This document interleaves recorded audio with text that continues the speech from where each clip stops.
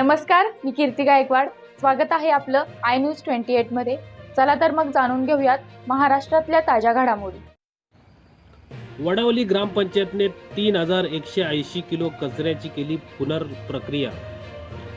ग्रामपंचायत वडवली आणि EPL limited व CSR संस्था अंधेरी यांच्या संयुक्त विद्यमाने वडवली गावामध्ये प्लास्टिक व्यवस्थापन आणि पुनर्प्रक्रिया हा प्रकल्प गेल्या 18 महिन्यापासून राबवला जात आहे.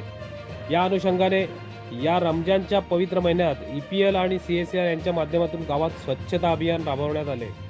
गेल्या 18 महिन्यात वडवलीमध्ये शाळेतील मुलांचे अवेअरनेस सेशन, महिला बैठक आणि घरोघरी महिला बचत गटांनी प्लास्टिक वर्गीकरण कसे करावे यावर जनजागृती करण्यात आली.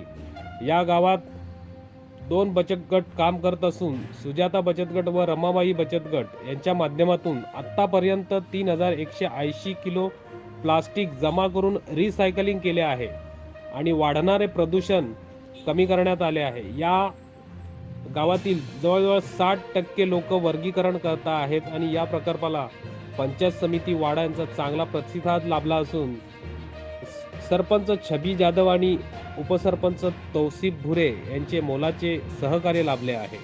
इंडिया न्यूज 28 साठी पालघर प्रतिनिधी किरण दुपारे. माझं नाव आहे वैशाली मनोहर जाधव. मी वडवली गावामध्ये काम करत प्लास्टिकची माहिती देण्याची आणि आमच्या बचत गटाचं नाव आहे रमाबाई बचत गट. आणि याच्यामध्ये असं आहे की आम्ही प्रत्येक घरोघरी जाऊन महिलांना जे प्लास्टिक म्हणजे बाहेर जे फेकतात ते जणू करून त्यांना हे आव्हान देतो की तुम्ही हा प्लास्टिक आहे तो तुम्ही आजूबाजूला न फेकता. आम्ही त्या बचत गटाच्या बाया काम करतो 4 जणी. मी आम्हाला सहकार्य करा अशी आमची विनंती आहे तुम्हाला. आणि या प्लास्टिकच्यामुळे आपल्याला खूप दूषित वातावरण झालेलं आहे आणि आम्हाला असं तुमचा सपोर्ट पाहिजे. प्रत्येक बाईचा घरोघरीच्या ज्या महिला आहेत त्या महिलांचा आम्हाला मनापासून सपोर्ट पाहिजे. कारण हे प्लास्टिक आहे ते आपल्या मुलांसाठी पण हानिकारक आहे आणि आपल्या स्वतःच्या शरीरासाठी पण ते हानिकारक आहे. आणि हे खाऊन गाई म्हशी आणि कुत्री मांजरं हे सगळे मरत आहे. आमच्या डोळ्यासमोर घडलेली घटना आहेत, आम्ही या बघितलेल्या आहेत. आणि आम्ही जेव्हा घरोघरी जातो ह्या बायांना सांगायला तर काही बाया आम्हाला अशा म्हणजे आरडाओरडा आमच्यावर करतात. काही न ऐकता आम्हाला प्रत्युत्तर करतात. काही जेंट्स लोक देखील आम्हाला प्रत्युत्तर करतात. तर असं न करताना आम्हाला तुम्ही सहकार्य करा. आम्ही जे काम करतो ते तुमच्या आणि आमच्या भल्यासाठी काम करतो. माझं नाव प्रवीण कुंडलिक पाटील आहे. मी EPL लिमिटेड म्हणजे SL प्रोपॅक लिमिटेड इथे असिस्टंट मॅनेजर या पदावर कार्यरत आहे. गेल्या काही 2 वर्षांपासून आम्ही NGO CSR सोबत हे प्लास्टिक कलेक्शनचं काम करत आहे. ज्यावेळी आम्ही सुरुवात केली ह्या कार्याला त्यावेळी CSRला या आजूबाजूच्या गावातून खूप विरोध झाला. कारण की प्रत्येकाला प्लास्टिकचं वर्गीकरण, प्लास्टिकची जी हानी आहे त्याचं महत्त्व नव्हतं.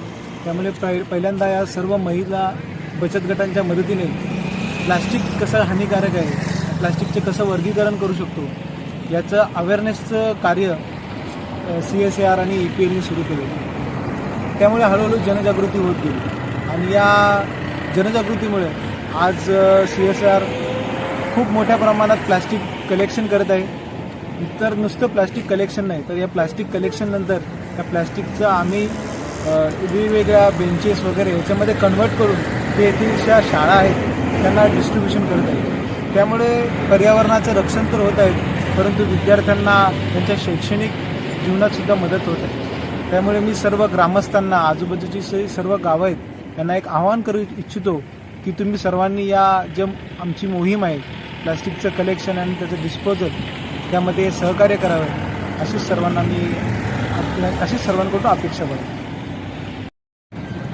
नमस्ते, माझं नाव आहे मंजुषा सोनवणे आणि मी CSR आणि EPL लिमिटेड यांच्या अंतर्गत प्लास्टिक वर्गीकरण आणि याच्यामध्ये काम करते आहे. गेल्या 1.5 वर्षापासून आपला हा उपक्रम चालू आहे.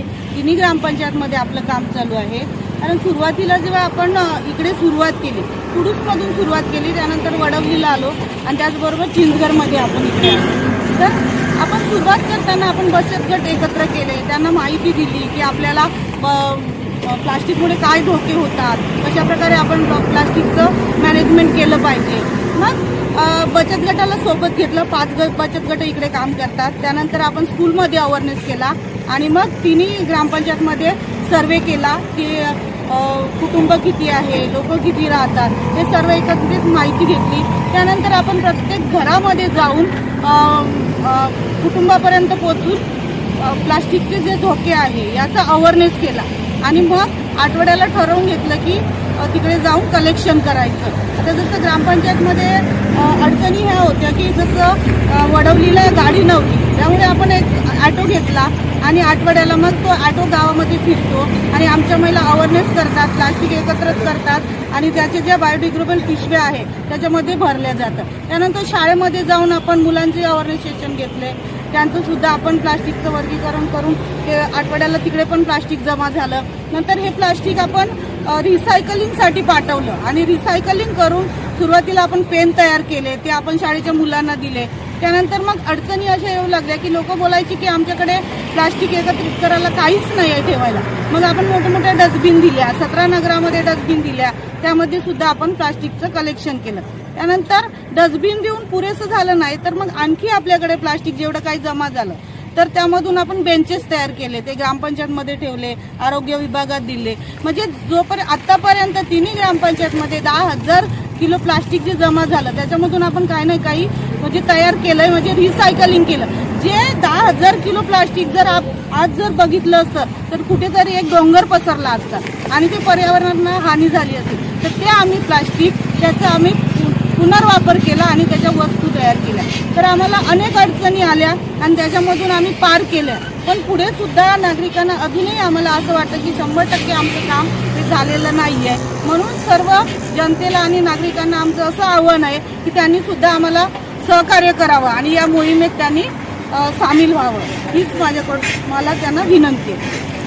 बोलतो त्यामध्ये काय होतं की सकाळी उठल्यापासून त्यांना हे पटवून दिलं आम्ही की आम्ही जेव्हा जायचं की आपल्याला प्लास्टिक वेगळं करायचं आहे, ओला कचरा वेगळा करायचा आहे, सुका कचरा वेगळा करायचा आहे, असं जेव्हा आम्ही त्यांना सांगायचो तर त्यांना वाटायचं की ओला कचरा सुका कचरा म्हणजे त्याच्यामध्ये झाडाचा पाला आला, पेपर आला, पुठ्ठा आला, म्हणजे जे काही सुकं असेल ते, आणि जे खरकट असेल किंवा ओलं पाला असेल ते ओलं.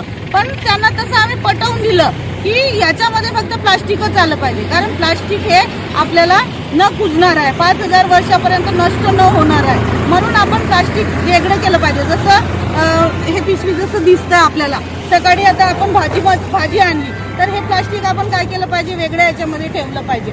आणि जे ओला कचरा याच्यामधले जे भाजीचे देठं आहे किंवा काही आहे ते आपण तिकडे वेगळं ओल्या कचरा टाकायचं, कारण ते कुजतं आणि त्याचं खत तयार होतं. पण हे 5,000 वर्षापर्यंत हे कुजणारं नाहीये, नष्ट होणारं नाहीये. म्हणून याच्यावर फक्त आपण पुनर्प्रक्रियाच करू शकतो. जसं याच्यामध्ये प्लास्टिकचे प्रकार आहेत, जसं हा सिंगल लेअर आहे, त्यानंतर हा मल्टी लेअर प्लास्टिक आहे. तर याचं आपल्याला वर्गीकरण करायचं आहे आणि ओल्या कचऱ्याचं वर्गीकरण करायचं आहे. ओला आणि सुका असा वेगळा आहे, पण सिंगल लेअर आणि मल्टी लेअर हा प्लास्टिक आपण वर्गीकरण करायचं आहे.